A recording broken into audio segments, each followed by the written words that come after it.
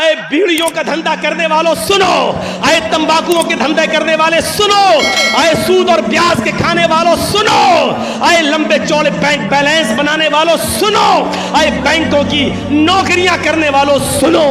امام احمد ابن حنبل رحمت اللہ علیہ کے پاس ایک بوڑھی عورت آتی ہے اور کہتی ہے امام محترم، کہا جی ایک مسئلہ پوچھنے آئی، میری ماں بہنیں سنیں، اس زمانے کی عورتیں اور وہ بھی بوڑھی عورتوں میں کتنا تقوی ہوا کرتا۔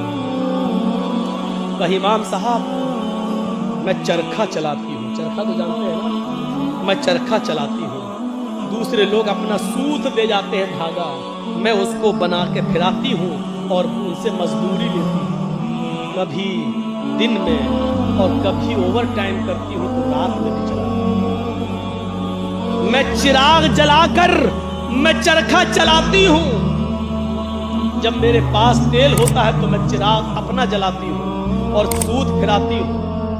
امام صاحب اس کی مزدوری میں لیتی ہوں۔ کہا اس میں برائی کیا ہے؟ کہا میں یہ نہیں پوچھنے آئی ہوں کہ برائی کیا ہے، میں یہ پوچھنے آئی ہوں کہ کبھی کبھی میرے پاس چراغ جلانے کے لیے تیل نہیں ہے۔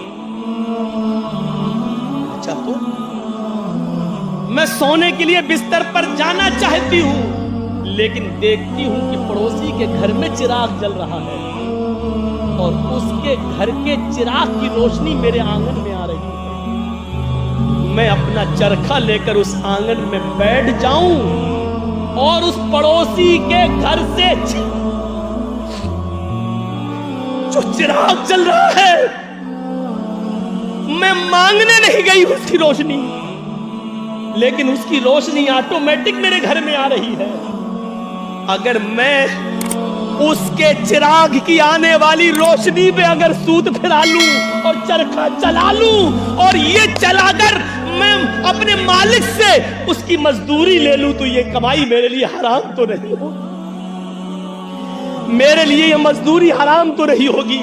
میں نے چوری نہیں کی ہے، میں نے اس سے چراغ میں تیل نہیں مانگا ہے، اس کے گھر میں چراغ جل رہا ہے اور اس کی روشنی میرے گھر آ رہی ہے، اس کی روشنی میرے گھر آ رہی ہے۔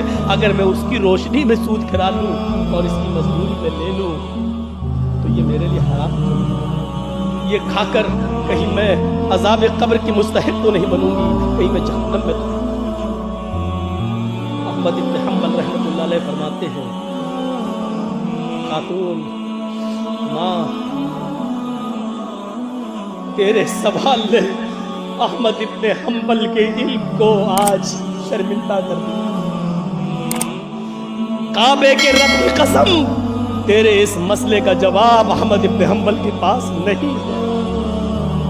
کہنے لگی امام صاحب پھر آپ سے بڑا عالم اس بستی میں کوئی ہے ہی نہیں، پھر میں یہ کس سے مسئلہ پوچھوں؟ انہوں نے کہا سن میری ماں، جہاں تک قیاس کا نتیجہ ہے، قیاس کا نتیجہ، جہاں تک میرا علم ہے میں اس علم کی روشنی میں قیاس لگا کر اندازے سے یہ کہہ سکتا ہوں کہ اس میں کوئی حرج تو نہیں لگ رہا۔ کیوں؟ کیونکہ تو مانگنے نہیں جا رہی ہے، تو اچانک آ رہی ہے۔ تیرے گھر میں بھی دیوار نہیں ہے اور اس کے گھر میں بھی کوئی دیوار نہیں ہے اور اس کے چراغ کی روشنی آ رہی ہے تیرے گھر، تو اس میں تیرا کیا قصور ہے؟ بظاہر تو اس میں کوئی برائی نہیں لگ رہی ہے، لیکن اگر تمہارا دل آمادہ نہیں ہے تو میری ماں اس سے بھی بچ جاؤ تو بہتر ہے، اس سے بھی پرہیز کر لو تو بہتر ہے، اس سے بھی، کیونکہ وہ ہے تو دوسرے ہی کی روشنی، ہے تو دوسرے ہی کی روشنی، بہرحال اگر تم اس سے بھی پرہیز کر لو تو یہ زیادہ بہتر ہے۔ جب وہ عورت وہاں سے جانے لگی بڑھیا تو امام احمد ابن حنبل نے لوگوں سے پتہ لگوایا کہ یہ کس کی بیٹی ہے، اس کے باپ کا کیا نام تھا۔ بتایا ہوگا کسی نے کچھ جو میرے ذہن میں نہیں رہا۔ احمد ابن حنبل فرماتے ہیں کہ آج کے زمانے میں ایسی بوڑھی عورتیں موجود ہیں، ضرور اس کا باپ کوئی عالم قرآن ہوگا، عالم حدیث ہوگا، کیونکہ ایسی تربیت اپنی اولاد کے اندر کوئی بڑا عالم ہی پیدا کر سکتا ہے۔ بڑھاپے کی اس دہلیز پر پہنچ کر بھی اس عورت کی حالت یہ ہے، اس بڑھیا کی حالت یہ ہے کہ پڑوس سے آنے والی روشنی میں بھی، اس چراغ کی روشنی میں بھی چرخہ چلانے کے بارے میں سوچ رہی ہے سوچے کہ یہ چرخہ چلائیں گے تو یہ کمائی میرے لیے حلال ہوگی یا حرام. تب ایسے لوگوں کی نمازیں عرش سے ٹکرائیں اور اللہ قبول نہ کرے، ایسا ہو ہی نہیں سکتا ہے. میرے بھائیوں، اشار ہم نماز پڑھ کے نکلتے ہیں، جو میں سر بسجدہ ہوا زمین پر تو آسماں سے آنے لگی یہ ندا، تیرا دل تو ہے صنم آشنا، تجھے کیا ملے گا. ایک ہماری پرہیزگاری کا حال یہ ہے کہ یہاں سے نکلے نماز پڑھ کے، مالک یوم الدین، تو قیامت کے دن کا پورا پورا مالک ہے. ایاک نعبد و ایاک نستعین، تیری ہی عبادت کرتے ہیں، تجھ سے ہی مدد مانگتے ہیں. اہدنا الصراط المستقیم، جو سیدھا راستہ اس پہ چلا تمام برے راستوں سے بچا لے. یہاں یہ دعا مانگ کے ہٹے، السلام علیکم ورحمت اللہ، السلام علیکم ورحمت اللہ. جیسی سلام پھیرا اور مسجد کے باہر نکلتے ہی جیب میں بیڑی رکھی ہے نکالی اور ماچس جلائی اور سورہ دخان کی تلاوت شروع، دھواں دھکڑ شروع. ابھی 10 منٹ بھی نہیں ہوئے یہ کہتے ہوئے کہ اہدنا الصراط المستقیم، اے اللہ ہم کو سیدھے راستے پہ چلا، اے اللہ گندے اور غلط راستوں سے ہماری حفاظت فرما. ابھی یہ دعا مانگے ہوئے 10 منٹ بھی نہیں ہوئے اور یہاں آ کر یہ ہے ہماری عبادتوں کا اور ہماری نمازوں کا حل. میرے بھائیوں، جائزہ لو. امام احمد ابن حنبل کے پاس جو بوڑھی عورت آتی ہے، اس عورت کے سوال سے ذرا عبرت حاصل کرو کہ ہماری عبادتیں اللہ کے یہاں قبول ہو بھی رہی ہوں گی یا نہیں ہو رہی ہوں گی. سوچو تو صحیح، غور تو کرو. میرے بھائیوں، یہاں عدی ابن عمیر ہے، جنگ بدر میں گرفتار کر کے لائے جاتے ہیں. عدی ابن عمیر ہے، گرفتار کر کے لائے جاتے ہیں، پکڑ کے لائے جاتے ہیں، پیروں میں بیڑیاں ڈال دی جاتی ہیں.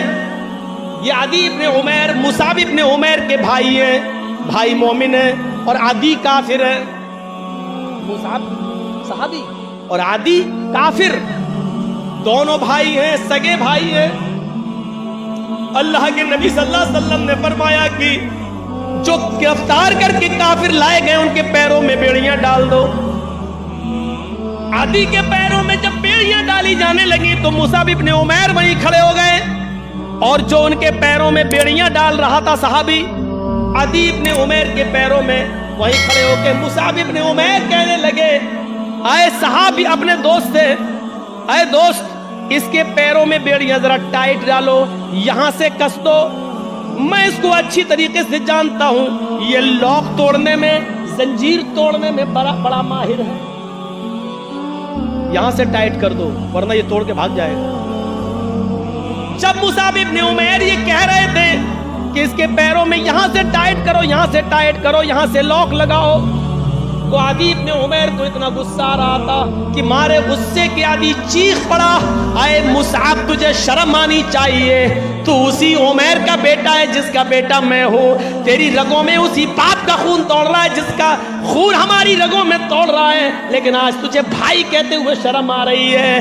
تیری غیرت کیسے گوارا کر رہی ہے کہ تیری آنکھوں کے سامنے تیرے سگے بھائی کے پیروں میں بیڑیاں ڈالی جا رہی ہیں اور تو دیکھ رہا ہے کھڑے ہو کر، اور دیکھ ہی نہیں رہا ہے بلکہ مشورہ دے رہا ہے کہ یہاں سے ٹائٹ کرو. تھوکتا ہوں تجھ پر، بھائی کہتے ہوئے شرم آتی ہے تجھے.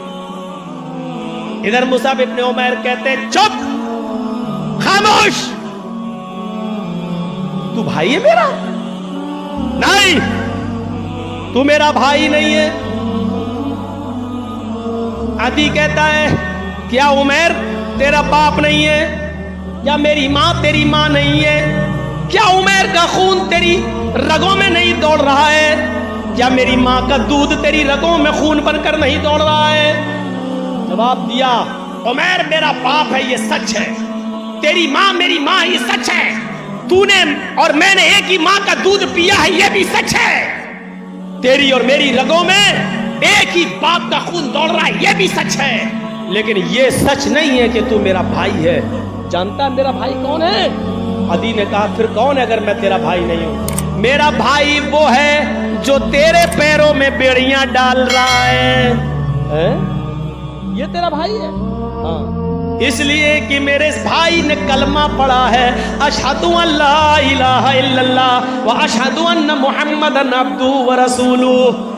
बुखारी शरीफ की हदीस के इस वाक़े से हमें यह पता चलता है मेरे भाइयों कि इस्लाम लाने के बाद, ईमान कलमा पढ़ने के बाद, ला इलाहा इल्लल्लाह मुहम्मदुर रसूलुल्लाह का इकरार करने के बाद इस्लामी रिश्ते से कलमे की बुनियाद पर अपने एक साथी की जो इज्जत होती है वो फिर सगा भाई भी वो दर्जा नहीं रखता है।